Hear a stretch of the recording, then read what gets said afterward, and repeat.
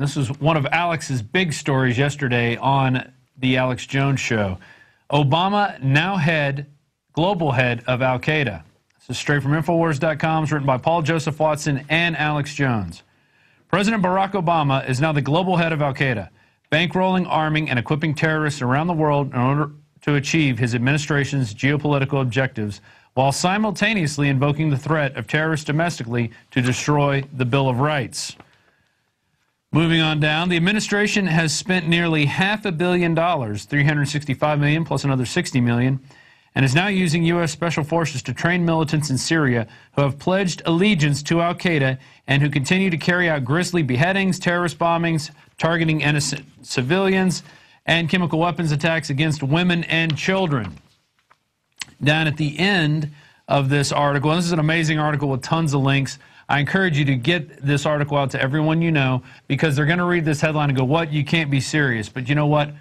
There's links in here, and it all points to one man. That's Barack Obama.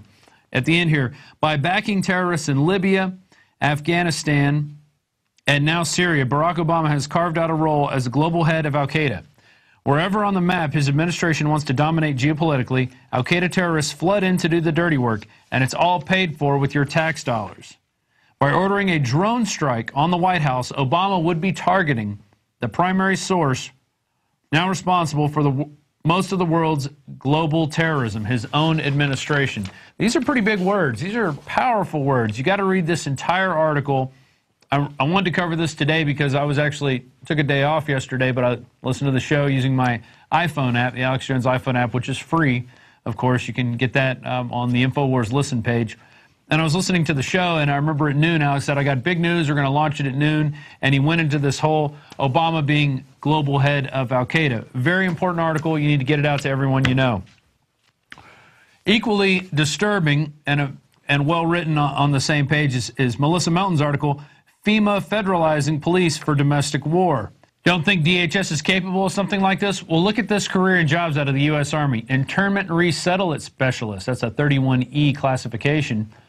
And basically, your job duties are to put people in prison camps. There it is. External security to facilities, counseling, guidance of individual prisoners with rehab program, records of personal internees and their programs. All very loving and brought to you by the people who are buying 2 billion bullets. What could they be buying 2 billion bullets for? Tanks, assault rifles that they say are personal protection devices. Okay, this is all from the same group of government forces. Well, now we've uncovered a document which apparently is very hard to find. If somebody wants to send it to us, you can send us the information send it directly to me, robd@infowars.com. It's robd@infowars.com. FEMA's Center for Domestic Preparedness site is a listing for a program known as Field Force Operations. That details how DHS has been training state and local law enforcement to prepare for and successfully mitigate threats involving civil disorder should a national special security event occur, or NSSE. Activities included in this course are massed arrest procedures, team tactics, demonstrator tactics, crowd dynamics, and mob behavior, use of riot control agents and less lethal munitions, and the employment of personal protective equipment, or PPE. And some of the training critical skill sets include understanding the 1st, 4th, 8th, 14th Amendment to the Constitution and how to work around those, I guess, is what they want to do, because they're not going to respect your rights at that point if they're using less lethal munitions. I actually witnessed one of the first uses of the LRAD device on American citizens in Pittsburgh in 2009, and I could speak from experience that this is a very painful device, and it was brought on by, it was used on a crowd of peaceful demonstrators, and it was used to, they'd done nothing wrong other than marching on the streets and wanting to be heard, and wanting to tell the leaders of the G20 that, hey, we don't trust your global economic program that you're trying to sign us on to. Let's continue on this article. While these courses have been available for several years now, it puts the bulk of the weapons, ammo, and riot gear purchases in a much clearer perspective in regard to exactly what DHS is gearing up and training our law enforcement for, and that's mass arrest of the American people. That is what they've been training for. You can go get the documentary Police State 4, The Rise of FEMA. It details basically everything that's happened up until 2010 of what they've been doing. It includes the underwear bomber, how they use false flags to just start taking away our rights. I mean, we've got it all in there, and we're continuing to put this stuff out on Prison Planet TV. We've got special reports done by Alex. We've got the 2 billion bullets. We broke that story, and we're going to have more on that later. But it's just increasing. The tide is starting to turn on these people, and we have to keep getting the word out. Well, hold on. The tide is turning. I'm coming on the Nightly News. Oh, here comes Alex right now with a special report.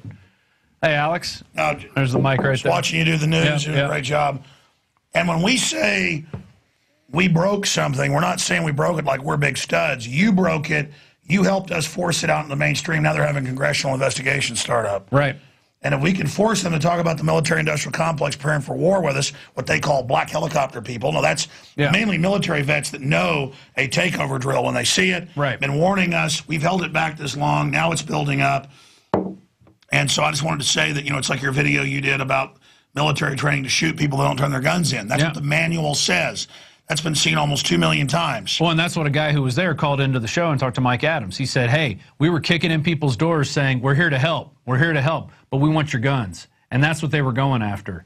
And it wasn't pretty, and it was during a time of crisis. So they were using the crisis to go in and as a take beta people's test. rights. Exactly. So the point here is that the government wants to collapse everything by design to make you a slave, folks. We've got to get upset about this and get out of our coma and get out of our fear-based mind control. Exactly. Life is happening, and it's all about your destiny to resist this. Anyways, I'll let you get back to the news. It's just that you're doing a great job, and I wanted to point out that thanks to the listeners, the viewers, the drudgereport.com, you know, getting these stories out, they've gone from denying it and saying it doesn't exist to this being a big deal. Because, see, they denied it because it exposes them. Right. Now we've caught them in a lie, which shows the criminal intent. Exactly. They lied. And now they don't want to talk about it. They don't want to talk about it. Now they're going to pretend like, oh, nobody has so everybody watching this on the Nightly News, everybody that watches this later on YouTube, make this video get 2 million. Great job, dude. All right. And that takes us to our next story, actually. 15 members of Congress demand investigation into Obama's ammo hoard. This is by Paul Joseph Watson, came out today on InfoWars.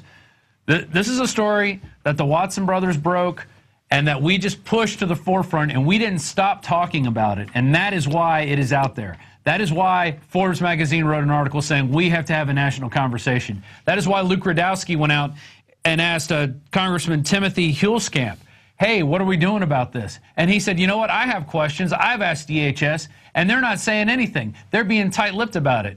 So we need to start asking the dung beetle more questions. We need to find out, what are they really preparing for this for? It's not for target practice. These are hollow point bullets.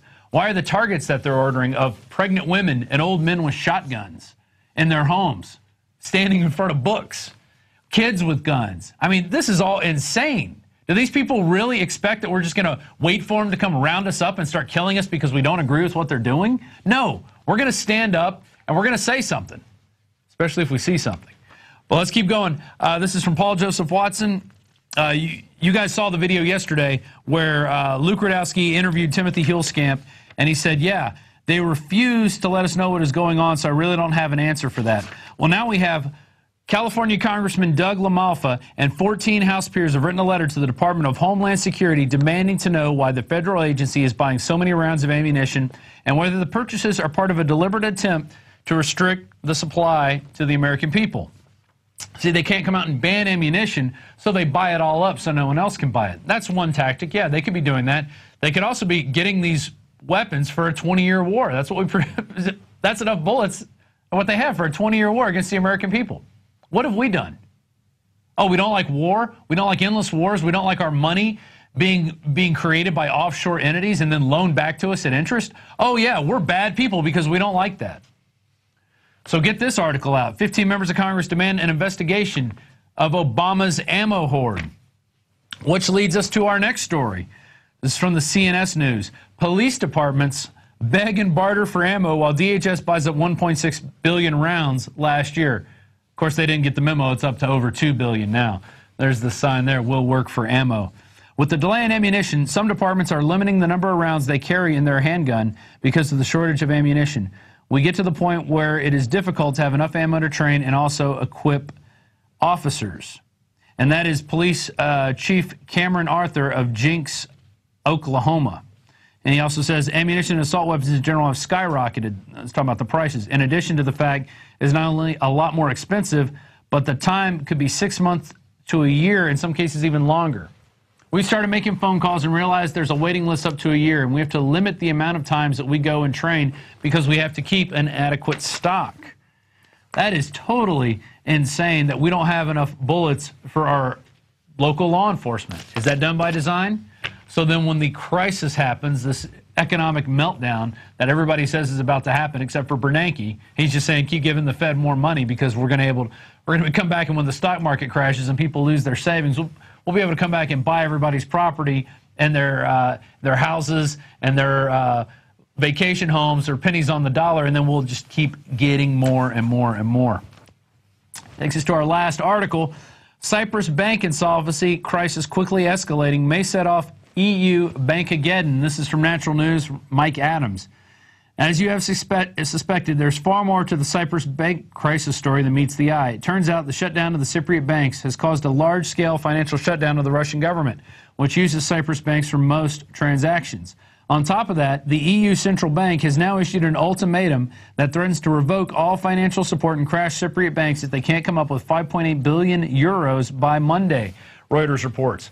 Now, if you listen to the Alex Jones radio show yesterday, he had Greg Palast on talking about it, and then today, Paul Craig Roberts. Two great economic minds, both guys that have spent their many years, professional careers, studying this type of stuff and studying economics and how it works, and how bank crises happen, and how those meltdowns happen, and how they even talk about it, creating that mob scene of crashing the bank and then watching the mob come in. So then that is the precursor to get the cops in there and start beating people over the head, like what you've seen in Europe already.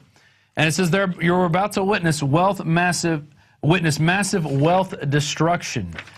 And that is directly from Mike Adams himself. So, and just to let you know, we're about 2 years behind Europe. So what's going to happen there is going to quickly make its way here, and it may accelerate. We may be 6 months, we may be 12 months away from what's happening in Europe. The only thing we can do is get the word out and start waking more people up so that this becomes a national conversation, like the 1.6 billion, which is actually 2 billion bullets. The only way this stuff happens is when you get out there and you start waking people up, you start talking about it. We're going to go now to our quote of